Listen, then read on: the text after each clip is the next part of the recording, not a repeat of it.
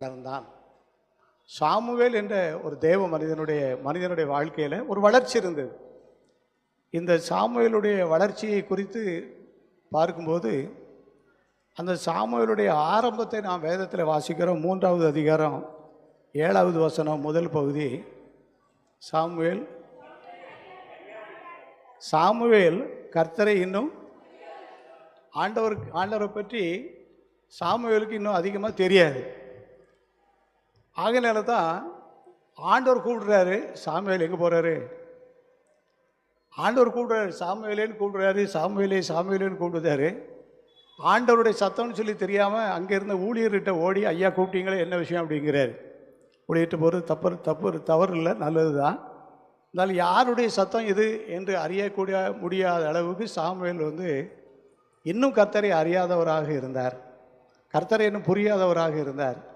அப்படிப்பட்ட அந்த மனுஷனை கர்த்தரை ஆசீர்வதித்து ஒரு நியாயாதிபதியாக, ஒரு தீர்க்கதரிசியாக, ஒரு தேவனுடைய மனுஷனாக, அநேகருக்கு ஆசீர்வாதமான ஒரு பாத்திரமாக கர்த்தர் அந்த சாமுவேலை ஆசீர்வதித்தார். நம்முடைய திருச்சபையிலுடைய அனைத்து ஆண்களையும், அனைத்து சபை மக்களையும், குடும்பங்களையும் கர்த்தரை ஆசீர்வதிக்கணும்.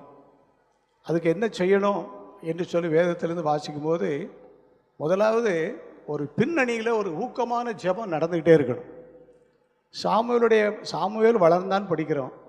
இந்த சாமுவேல் வளர்ந்ததுக்கு பின்னணியில் என்னன்னு சொன்ன அம்மாவுடைய ஊக்கமான ஜெபம். அந்த அம்மா ஒரு பெரிய பிரச்சனையோடு இருந்தாங்க.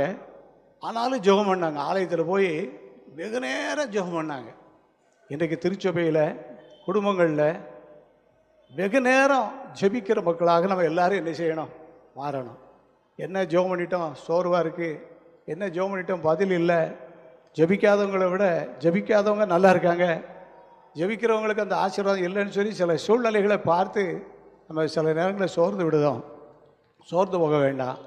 ஆண்டவர் நாம் வேண்டுவதற்கும் நினைப்பதற்கும் மேலான பதிலை கட்டாயம் நமக்கு தருவார். சாமுவேல் வளர்ந்தான், கர்த்தர் அவனோடு கூட இருந்தார்னு சொல்லி படிக்கிறோம். சாமுவேல் வளர்ச்சிக்கு முதலாவது காரணம் பேக்ரவுண்ட், அவருடைய பின்னணியில் ஊக்கமான ஜெபம். நாம் இன்னும் ஜெபம் பண்ணுவோம். ஆண்டவர் பெரிய மாற்றத்தை கட்டாயம் செய்வார். இன்னும் அதிகமாக ஜெபம் பண்ணுவோம், இன்னும் அதிகமாக ஜெபம் பண்ணுவோம்.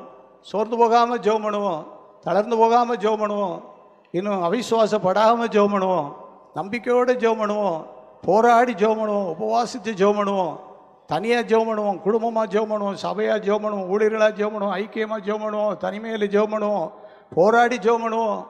ஆண்டவரது ஜெபத்தை கேட்டு கட்டாயம் ஒரு மாற்றங்களை தருவார். சாமுவேல் என்ற ஒரு சகோதரர் அல்லது ஒரு ஊழியர்